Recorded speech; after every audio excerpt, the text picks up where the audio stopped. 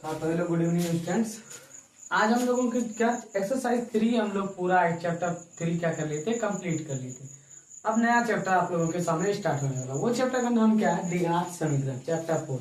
तो द्विघात समीकरण ये बहुत ही महत्वपूर्ण चैप्टर है। इससे हम समय 15 से 16 नंबर के आसपास में बोर्ड एग्जाम में पूछा जाता है। ठीक है, तो देखिए हमारे पास क्या है, सब चैप्टर 4 क्या है? द्विघात समीकरण। तो आखिर में पहले हम लोग क्या करेंगे, इसके बारे में जानेंगे द्विघात समीकरण क्या है, इसमें से चैप्टर में आने वाले सवाल किस प्रकार से पूछे जाएंगे और क्या क्या मतलब इसमें फॉर्मूला है। ठीक है, तभी हम लोग क्या करेंगे, आगे बढ़ेंगे। पहले चैप्टर का इंट्रोडक्शन जानते हैं क्या क्या है। तो चलिए चैप्टर का इंट्रोडक्शन जानने के लिए सबसे पहला टॉपिक क्या है? द्विघात समीकरण। चैप्टर क्या स्टार्ट है? द्विघात समीकरण। तो द्विघात समीकरण किसे कहते हैं, इससे पहले हम लोग जान लें। तो देखिए टॉपिक क्या है? द्विघात समीकरण। पहले समझिएगा द्विघात समीकरण किसे बोलते हैं। द्विघात समीकरण पहले हम लोगों ने पिछली क्लास में चैप्टर 2 में हम लोगों ने पढ़ा था कि क्या पढ़ा था? द्विघात बहुपद। द्विघात बहुपद पढ़े थे ना, बस कुछ नहीं, द्विघात बहुपद के लास्ट में सिर्फ बराबर में 0 जोड़ देना था, वही क्या बन जाएगा हमारा द्विघात समीकरण। द्विघात बहुपद किससे बोलते हैं? जिसके चर के घात पर पावर कितना होना चाहिए? 2, तो उसे क्या बोलते थे? द्विघात समीकरण, द्विघात बहुपद बोलते थे ना। अब इसमें क्या होगा, जिसके चर के घात पर पावर कितना हो? 2, लेकिन बराबर में क्या हो? 0, तो उसे क्या बोलेंगे हम लोग? द्विघात समीकरण। क्लियर हुआ? द्विघात समीकरण किसे बोलते हैं? जिसके चर के घात पर, चर क्या आ गया? ए टू जेड लेटर जो होता है हमारा वो क्या आ गया? चर हो गया, चर पद हो गया, चर पद हो गया ना। और संख्या वाली जो नंबर होता है वो हमारा क्या हो गया? अचर पद। क्या होता है? अचर पद। तो जिसके चर के घात पर क्या, जिसके चर के घात पर पावर कितना होना चाहिए? 2 होना चाहिए। जिसके चर के घात पर पावर 2 और बराबर में क्या हो? 0, तो उसे क्या बोलते हैं हम लोग? द्विघात समीकरण। हम लिख दे रहे हैं, उसके बाद समझाते हैं। देखिए जिसके चर बोलिए या एक्स बोलिए, जिसके चर के घात पर, जिसके चर के घात पर पावर कितना हो? 2, जिसके चर के घात पर पावर 2 हो उसे क्या बोलते हैं? जिसके चर के घात पर पावर 2 लेकिन बराबर में क्या हो? 0, बराबर में 0, लेकिन बराबर में क्या, बराबर में 0 हो तो उसे क्या बोलते हैं हम लोग? तो उसे द्विघात समीकरण कहते हैं। क्या कहते हैं? द्विघात समीकरण। द्विघात समीकरण कहते हैं। द्विघात समीकरण को पहचानने का रूप क्या होता है, मतलब इसका व्यापक रूप क्या होता है, ताकि हम लोग द्विघात समीकरण को तुरंत पहचान लें। तो इसका व्यापक रूप होता है क्या? देखिए द्विघात समीकरण का व्यापक रूप, द्विघात समीकरण का व्यापक रूप क्या होता है? ए एक्स स्क्वायर, क्या? A X square plus B X plus C equal to क्या होता है? 0। यह होता है द्विघात समीकरण को पहचानने का रूप। मतलब जब भी आपको द्विघात समीकरण दिखेगा इसी रूप में आपको क्या दिखेगा? द्विघात समीकरण। जब भी इसका व्यापक रूप A X square plus B X plus C equal to 0, जब भी आपको द्विघात समीकरण दिखेगा किस रूप में दिखेगा? इस रूप में दिखेगा। कहने का अर्थ था एक ए का मान जब भी आएगा वो किसके गुणन में आएगा? एक्स स्क्वायर का गुणन में। ए का मान जब भी आएगा, ए का मान वो किसके गुणन में आएगा? एक्स स्क्वायर का गुणन में। और बी का मान जब भी आएगा, बी का मान किसके गुणन में आएगा? एक्स के गुणन में। और सी की जगह पर यहाँ पर क्या आएगा? हमेशा अचर पद। क्या आएगा? अचर पद। मतलब जब भी सी का यहाँ पर मान आएगा वो किस में आएगा? हमारा संख्या में। किस में आएगा? संख्या में। तो आया समझ में यहाँ तक? क्या बोले हम? ए का जब भी मान आएगा वो किस रूप में आएगा? एक्स स्क्वायर का गुणन में। किसमें? एक्स स्क्वायर का गुणन में। और बी का जब भी मान आएगा वो किसके रूप में आएगा? एक्स के गुणन में। और सी का जब भी मान आएगा किस रूप में आएगा? अचर पद के रूप में। जैसे उदाहरण से समझिए, उदाहरण ले लीजिए एक द्विघात समीकरण का उदाहरण। 2x square plus 4x plus 6 बराबर में 0। ये कौन सा समीकरण है? कोई बोलेगा पहचानने के लिए कौन सा समीकरण हो जाएगा? ये द्विघात समीकरण है। क्यों? क्योंकि चर के घात पर पावर कितना है? 2, तो उसे क्या बोलते हैं हम लोग? द्विघात समीकरण। देखिए यही रूप में आया क्या? ए एक्स स्क्वायर इसका बी एक्स प्लस सी। देखिए जब भी बोले ए का मान आएगा किसके गुणन में आएगा? एक्स स्क्वायर के गुणन में। किसके गुणन में? एक्स स्क्वायर का गुणन। ए का अगर यहाँ पर कोई मान पूछे तो ए का मान क्या हो जाएगा हमारे पास? 2। कितना हो जाएगा? 2। और बी का मान जब भी आएगा वो किस रूप में आएगा? एक्स का गुणन में। किसका गुणन में? एक्स का गुणन में। देखिए बी का मान यहाँ क्या हो जाएगा? बी इक्वल टू क्या हो जाएगा यहाँ पर? 4। उसके बाद सी जब भी आएगा सी के रूप में क्या आएगा यहाँ पर? संख्या। क्या आएगा? संख्या। सी का मान जब भी आएगा इस जगह क्या आएगा? संख्या के रूप में। इस जगह क्या आएगा हमारा? संख्या के रूप में। आया क्लियर? इस जगह क्या आएगा? सी का मान क्या हो जाएगा यहाँ पर? 6 हो गया। ये क्लियर हुआ? ये क्या था हमारा? द्विघात समीकरण को पहचानने का नियम। क्या था? द्विघात समीकरण को पहचानने का नियम।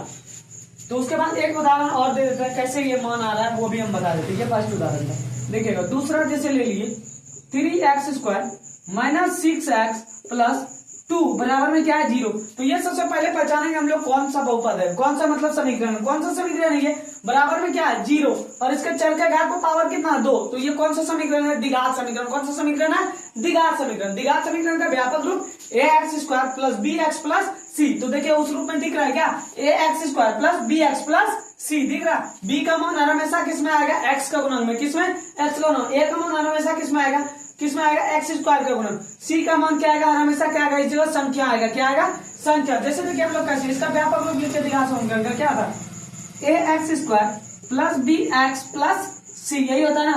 तो देखिए x से x² क्या आ गया, कैंसिल। तो a का मान कितना बचा है 3, तो इसी तरह हम लोग निकालते हैं। a का मान कितना बचा है 3। उसके बाद देखिए x से x कैंसिल, तो b का मान क्या बचा -6, b बराबर क्या होगा -6। और c जब भी आएगा किस रूप में, संख्या के रूप में, तो c का मान क्या हो जाएगा 2।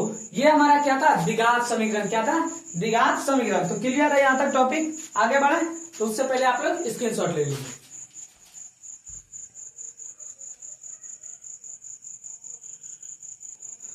अब देखिए अब आगे टॉपिक क्या पता, द्विघात समीकरण के कितने मूल होते हैं। तो द्विघात समीकरण, जैसे द्विघात बोला तो द्विघात मतलब 2। द्विघात समीकरण के कितने मूल होते हैं, 2। कौन कौन, अल्फा और बीटा। द्विघात समीकरण के कितने मूल, 2 मूल। कौन कौन, अल्फा और बीटा। तो वही हम लोग पढ़ते थे द्विघात बहुपद के कितने, द्विघात बहुपद के क्या, द्विघात बहुपद के कितने, द्विघात समीकरण के कितने मूल होते हैं, 2। वही हम लोग क्या पढ़ते थे, द्विघात बहुपद के कितने शून्यंक होते थे। तो द्विघात बहुपद के कितने शून्यंक होते थे, 2 शून्यंक होते थे। कौन कौन, अल्फा और बीटा। तो यहाँ हम लोग क्या पढ़ रहे हैं, द्विघात समीकरण के कितने मूल होते हैं। वहां पर क्या पढ़ते थे, शून्यंक, और यहाँ पर क्या पढ़ेंगे हम लोग, मूल। तो द्विघात समीकरण के कितने मूल होते हैं, 2 मूल। कौन कौन, अल्फा और बीटा। द्विघात समीकरण के कितने मूल, अल्फा और बीटा, 2 मूल होते हैं। तो यहाँ पर लिख देते हैं थोड़ा सा।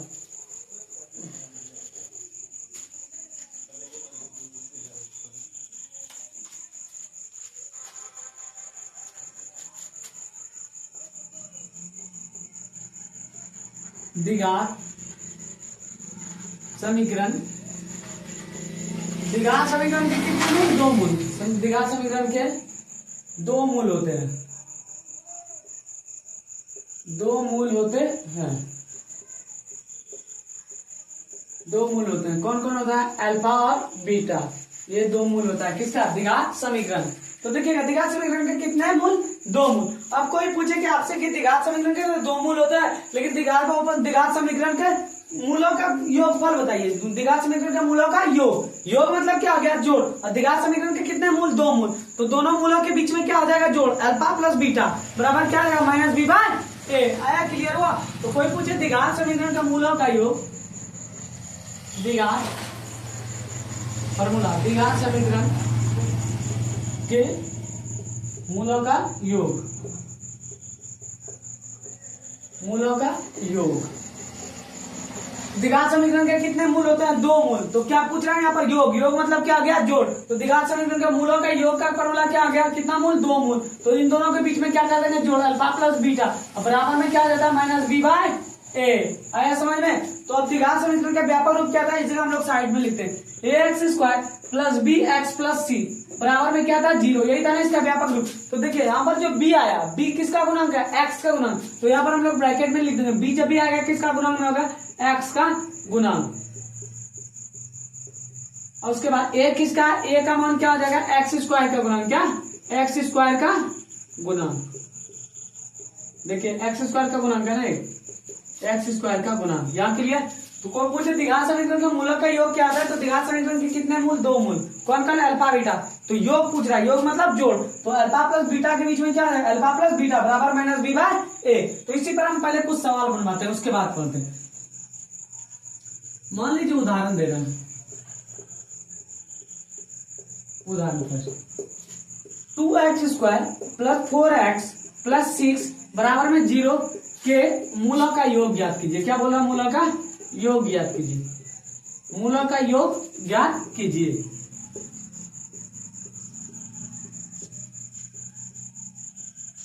मूलों का योग ज्ञात कीजिए। क्या बोल रहा है प्रश्न, देखिएगा क्या बोल रहा है, 2x² प्लस 4x प्लस 6 बराबर 0। ये पहले कौन सा कौन सा समीकरण है? द्विघात समीकरण। कौन सा समीकरण है? द्विघात समीकरण। के बोल क्या रहा है कि मूलों का योग ज्ञात कीजिए। क्या बोल रहा है? मूलों का योग ज्ञात कीजिए। तो मूलों का योग का फॉर्मूला अभी तुरंत बताए। मूल कितना? द्विघात समीकरण के कितने मूल? 2 मूल। कौन कौन? अल्फा और बीटा। तो मूलों का योग पूछे तो अल्फा प्लस बीटा बराबर माइनस बी बाय ए। पहले इसको द्विघात समीकरण का व्यापक रूप में तोड़िए। किस रूप में? व्यापक रूप में। सबसे पहले क्या लिखेंगे हम लोग? हल। उसके बाद लिखेंगे दिया गया। क्या लिखेंगे? दिया गया है। पूरा प्रोसेस से बनाइए। दिया गया है तो क्या दिया गया हमारे पास? देखिएगा 2x² प्लस 4x प्लस 6 बराबर में क्या दिया गया? 0। यही दिया गया। अब इसके बाद हम लोग क्या लिखेंगे? उसका द्विघात समीकरण का व्यापक रूप। तो व्यापक रूप क्या होता है उसका? द्विघात समीकरण का व्यापक रूप ax² plus bx plus c बराबर में क्या आता है? 0। तो देखिए x² कैंसिल, तो a का मान यहाँ पर हमारे पास क्या आ गया? 2 और x से x कैंसिल, तो b का मान कितना आ गया? 4। उसका c का मान क्या आ गया हमारे पास? 6 आ गया। अब पूछ क्या रहा था? मूलों का योग। क्या पूछ रहा था? मूलों का योग। तो इसलिए हम लोग मूलों का योग लेकर मूलों का योग का फॉर्मूला क्या है? Alpha plus beta. क्या? अल्फा प्लस बीटा बराबर में क्या? माइनस बी बाय ए। ये है ना। तो देखिएगा माइनस बी हम लोग कितना निकालें? 4। तो इसी का क्या बैठाएंगे? 4 माइनस 4। ए का मान कितना? देखिएगा ए का मान कितना? 2 है ना। तो ए की जगह हम लोग कितना बैठाएंगे? 2। तो 2 दूना 4 यही होता है ना। तो कितना हो गया? -2। आया समझ में? तो ये था, ये क्या निकल गया? मूलों का योग। इसी तरह कोई आप पूछे द्विघात समीकरण के मूलों का गुणनफल। क्या पूछे? मूलों का गुणनफल। तो द्विघात समीकरण के कितने मूल होते हैं? 2। कौन कौन? अल्फा और बीटा। गुणनफल। गुणनफल मतलब क्या हो गया? गुना। तो दोनों के बीच में क्या कर देना? गुना। अल्फा इंटू बीटा बराबर c बाय ए। तो ये क्या हो गया? द्विघात समीकरण के मूलों का गुणनफल। तो यहां तक पहले आप लोग स्क्रीनशॉट लीजिए।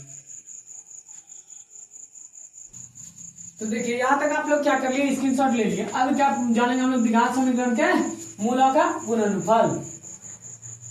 चलिए उस पर भी एक आध सवाल देख लेंगे, उसके बाद आगे बढ़ेंगे।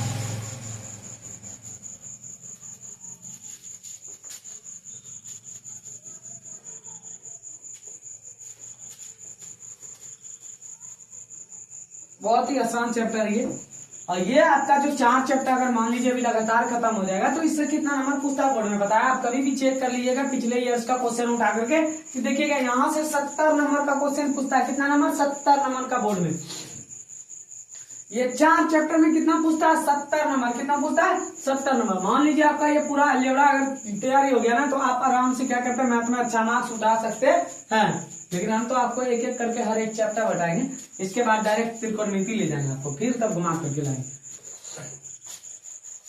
तो चलिए हम लोग क्या टॉपिक क्या था हमारा? द्विघात समीकरण के मूलों का गुणनफल। द्विघात समीकरण के मूलों का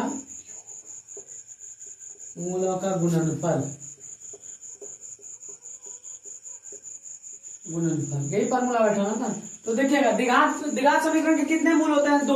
अब पूछ क्या रहा है? द्विघात समीकरण के मूलों का गुणनफल का सूत्र हमको जानना है। तो कितने द्विघात समीकरण के कितने मूल? 2 मूल। कौन कौन? अल्फा और बीटा। तो गुणनफल मतलब क्या हो गया हमारे पास? गुना। तो इन दोनों के बीच में क्या कर देंगे? अल्फा इंटू बीटा कर दिया। अब बराबर में क्या आता है? c बाय ए। क्या आता है? c बाय ए। अब यहाँ पर जानते हैं c क्या है? c हमारे पास यहाँ पर क्या था? पहले भी हमने बता दिया अभी तुरंत कुछ देर पहले। c क्या हमारे पास? अचर पद है। c क्या है यहाँ पर? अचर पद। क्या? अचर पद। मतलब जब भी आएगा c किस रूप में आएगा? संख्या के रूप में। किस रूप में? संख्या के रूप में। अचर पद। उसके बाद a जो है हमारे पास ये क्या है? x² का गुणांक। किसका गुणांक है? x² का गुणांक। तो चलिए इसका फॉर्मूला बन गया। तो द्विघात समीकरण के मूलों का गुणनफल का फॉर्मूला क्या बना? अल्फा इंटू बीटा बराबर c बाय ए। और इसको c को क्या कहते हैं हम लोग? अचर पद। जब भी आएगा ये किस रूप में? संख्या के रूप में। और a को क्या कहते हैं हम लोग? x² का गुणांक। किसका गुणांक? x² का गुणांक। जब भी आएगा a का मान किस में आएगा? x² का गुणांक में। अब उदाहरण के थ्रू हम लोग जानते हैं। उदाहरण ले लीजिए, एक आध उदाहरण ले लीजिए। जैसे आपको सवाल दे दिया 4x² प्लस 8x माइनस 12 दे दिया। अब बराबर में दे दिया 0 के मूलों का गुणनफल ज्ञात करें। के मूलों का गुणनफल। के मूलों का गुणनफल ज्ञात करें।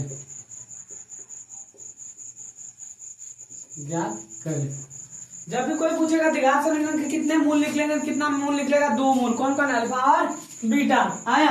तो देखिएगा तो क्या बोल रहा है यहाँ पर प्रश्न? देखिएगा 4x² प्लस 8x माइनस 12 बराबर 0 के मूलों का गुणनफल ज्ञात कीजिए। तो मूलों का गुणनफल का सूत्र जस्ट बताए। कितना मूलों का गुणनफल? द्विघात समीकरण के कितने मूल? 2 अल्फा और बीटा। गुणनफल मतलब गुना, दोनों के बीच में क्या कर दे गुना, बराबर में c बाय a। तो अब यहाँ पर पहले हम इसको तोड़ लेते हैं। किस रूप में तोड़ते हैं? द्विघात समीकरण का व्यापक रूप में, द्विघात समीकरण के व्यापक रूप में। फर्स्ट द्विघात समीकरण का व्यापक रूप क्या होता है? a x square. तो a का मान यहाँ क्या है? एक्स स्क्वायर का गुणांक में क्या है? 4। तो a का मान 4। अब b किसका गुणांक? b का मान क्या होता है? b हर हमेशा किस में रहता है? x का गुणांक में। किसमें? x का गुणांक में। तो b का मान यहाँ पर क्या हो गया? 8। उसके बाद c का मान यहाँ पर क्या हो गया? -12। c जब भी आएगा किस रूप में आएगा? संख्या के रूप में। किस रूप में? संख्या के रूप में। अब मूलों का गुणनफल पूछ रहा है, तो मूलों का गुणनफल का फॉर्मूला लिख दीजिए, alpha plus alpha into, sorry गुणनफल मतलब गुना होता है ना, अल्फा इंटू बीटा बराबर क्या आता है? c by a। यही रहता है ना फॉर्मूला। तो यहाँ पर देखिए c का मान कितना? -12 और a का मान कितना हमारे पास? 4। तो 4 तिया 12। तो जब भी कितना आएगा आंसर का? -3। तो आया ये समझ। ये क्या था? मूलों का गुणनफल, द्विघात समीकरण का मूलों का गुणनफल। अब हम लोग जानेंगे कि विवेचक, क्या जानेंगे? विवेचक।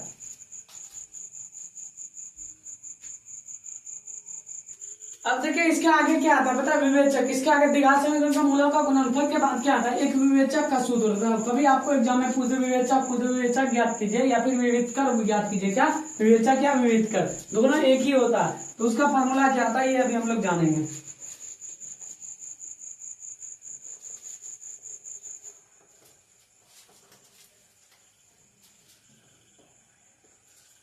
तो देखिए विवेचक पूछे या विवेचकर, क्या विवेचक या विविधकर, विविधकर दोनों क्या आता है? सेम होता है। इसको किससे सूचित करते हैं हम लोग पता है? विवेचक या विविधकर को किससे सूचित करते हैं? डी से। किससे सूचित करते हैं? डी।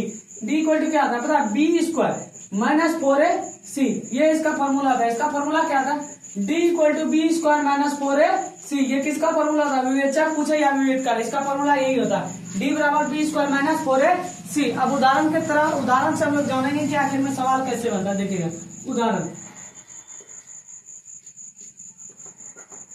जैसे आपको सवाल दे दिया 4x square minus 6x plus 8 बराबर में क्या दे दिया? 0 के विवेचक ज्ञात कीजिए। क्या? के विवेचक ज्ञात कीजिए, विवेचक ज्ञात कीजिए, ज्ञात कीजिए। तो देखिएगा पहले हम लोग इसको व्यापक रूप में तोड़ देंगे, द्विघात समीकरण के व्यापक रूप में। तो a का मान हमारे पास क्या आ जाएगा? 4 और b का मान हमारे पास क्या आ जाएगा? -6। कितना? -6। और c का मान क्या आ जाएगा? 8। यहाँ तक कोई दिक्कत नहीं। अब क्या बोल रहा था हमको फॉर्मूला से? विवेचक ज्ञात कीजिए। तो विवेचक बोले या विविधकर, उसको किससे सूचित करते हैं? डी से। तो यहाँ पर लिखेंगे डी बराबर क्या आता है? B square minus 4ac। यही होता है ना। अब यहाँ पर देखिएगा b का मान कितना? -6। तो यहाँ पर क्या करेंगे? -6 पर b का स्क्वायर है ना, तो -6 पर स्क्वायर -4। उसके बाद क्या? 4। उसके बाद a का मान कितना? 4। उसके बाद c का मान कितना? 8। यही है ना। तो सबको आप क्या कर देना? गुना कर दीजिए। 6 का स्क्वायर करेंगे तो कितना आएगा? 36। माइनस माइनस क्या करेगा? प्लस। 36 आ गया। उसके बाद इसको गुना कीजिए। 4 6 16, 16 8 28 से कितना होता है? 28 से 16 8 कितना होता है? 128। ये होता है ना।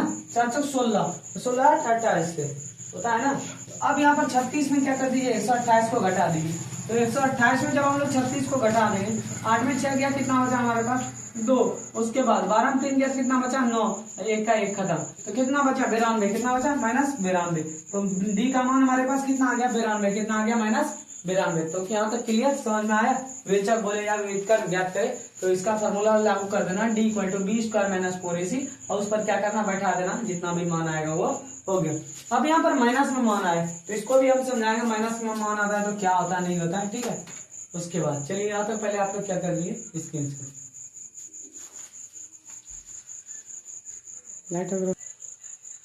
अब देखिएगा हमारे पास बोर्ड पर क्या है। जब d equal to B square minus 4ac बराबर 0, मतलब जब d का मान 0 आए, क्या है? जब d का मान 0 आ जाए तो इसका मूल क्या होगा पता? मूल तो वास्तविक होगा। मूल क्या होगा? वास्तविक होगा। और उसके बाद इसका जो दोनों मूल जो निकलेगा ना, दोनों मूल समान निकलेगा। दोनों मूल क्या करेगा? इसका b बराबर जब 0 आए वैल्यू, क्या विवेचक जब 0 आए, d बराबर कितना आए वैल्यू जब 0 आए, तो इसका दोनों मूल जो निकलेगा, दोनों मूल क्या निकलेगा? बराबर निकलेगा। क्या निकलेगा? बराबर। मतलब कहने का अर्थ था एक मूल 2 निकला तो दूसरा मूल भी क्या निकलेगा? 2। एक मूल अगर 3 निकला तो दूसरा मूल भी क्या निकलेगा? 3। एक मूल अगर 4 निकला तो दूसरा मूल भी क्या निकलेगा? 4। तो समझे बात को मेरा, जब d बराबर 0 आ जाएगा तो दोनों मूल क्या होगा हमारा, समान होगा। क्या होगा, मूल क्या होगा, वास्तविक तो होगा लेकिन होगा क्या, समान। उसके बाद दूसरा लाइन को समझते हैं, जब d बराबर b square minus 4ac greater than 0, समझे, मूल वास्तविक तथा असमान होते हैं। इसका मूल जब क्या कहता है, मतलब d का मान जब प्लस में हो, d का मान किस में हो, जैसे 12 निकल गया मान, तो इसका मूल क्या होगा, वास्तविक। मूल तो वास्तविक होगा लेकिन मूल क्या निकलेगा, अलग अलग निकलेगा। क्या निकलेगा, अलग अलग। मान लीजिए एक मूल 4 निकला, दूसरा मान 3 भी निकल सकता है ना। क्या, जब d इक्वल टू d का मान जब क्या बोले, मतलब कि वास्तविक कितना, ग्रेटर देन 0, 0 से मतलब बड़ा निकले, कितना, d का मान जब 0 से बड़ा हो, मतलब माइनस में ना हो, मतलब d का मान जब बड़ा हो, प्लस में हो। जब d का मान प्लस में, तो उसका मूल जो निकलेगा, दो, कितना मूल निकलेगा, 2 मूल। उसका मूल क्या क्या निकलेगा, मतलब उसका मूल जो निकलेगा वो अलग अलग निकलेगा। क्या निकलेगा, अलग अलग। लेकिन इसमें d बराबर जब 0 था उसमें मूल क्या निकल रहा था, दोनों का समान निकल रहा था। जब d का मान 0 से बड़ा है तो मूल क्या निकल रहा है, अलग अलग मूल निकलेगा। लेकिन मूल क्या होगा, वास्तविक, और इसका मूल क्या निकलेगा, अलग अलग निकलेगा। अब जब देखिए, जब d बराबर b स्क्वायर माइनस 4ac, उसके बाद ग्रेटर देन 0, तो मूल क्या आ जाएगा इसका, मूल वास्तविक और मूल क्या आ जाएगा इसका, अवास्तविक, मतलब इसका कोई भी मूल नहीं निकलेगा।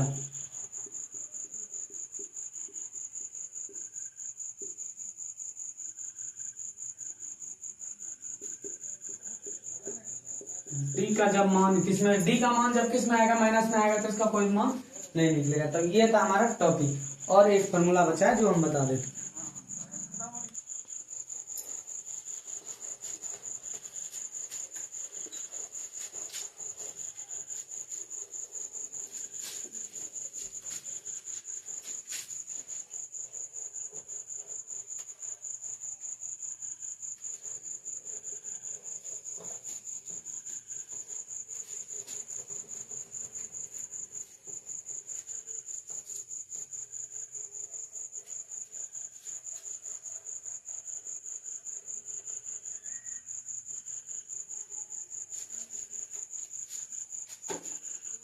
अब देखिएगा, द्विघात समीकरण को हल करने की कितनी विधि होती है, दो विधि। द्विघात समीकरण को हल करने की दो विधि होते हैं। तो बोले द्विघात समीकरण को हल कीजिए, तो द्विघात समीकरण को हम लोग दो विधि से हल कर सकते हैं। द्विघात समीकरण को हल करने की दो विधि होता है, कितना, दो विधि होता है। दो विधि से हम लोग क्या करते हैं, इसका मूल ज्ञात करते हैं। तो द्विघात समीकरण को हल करने की कितनी विधि होती है, द्विघात समीकरण को हल करने की दो विधि होता है। कितना विधि होता है, दो विधि। सबसे पहला विधि क्या है बता, गुणनखंड विधि। क्या, गुणनखंड विधि। पहला विधि गुणनखंड विधि, मतलब हम लोग मूल किससे प्राप्त करते हैं, पहला दो मूल ज्ञात जो करेंगे किस विधि से, गुणनखंड विधि से। और दूसरा क्या था, कोई आप एक विधि, जो विधि बोलेगा वही विधि आपको यूज करना। अगर गुणनखंड विधि से बोले तो गुणनखंड विधि से हल कीजिए, अगर सूत्र विधि से बोले तो सूत्र विधि अलग आई। पहला क्या था, गुणनखंड विधि। गुणनखंड विधि सब एक एक करके हम बता रहे हैं, गुणनखंड विधि। और दूसरा क्या होता है पता है, दूसरा होता है हमारा, क्या होता है दूसरा, सूत्र विधि। क्या होता है, सूत्र विधि। तो दोनों तरह से आप मूल उसका ज्ञात कर सकते हैं, सूत्र विधि। देखिएगा, हम एक कोई प्रश्न लेते हैं, दोनों मतलब एक ही अवधि में सॉल्व कर देते हैं। गुणनखंड विधि से भी सॉल्व कीजिएगा तो वही आएगा, सूत्र विधि से भी सॉल्व कीजिएगा तो वही आएगा, स्वयं ही मूल आएगा। लेकिन कितना मूल आएगा, दो मूल। तो आप जिस विधि से सॉल्व करने बोले, आप उस विधि से उसको क्या करना, सॉल्व करना। तो देखिएगा, सबसे पहला हम लोग क्या, गुणनखंड विधि से। मान लीजिए आपको कितना पुराना पता है, एक कोई सवाल उदाहरण ले रहे हैं।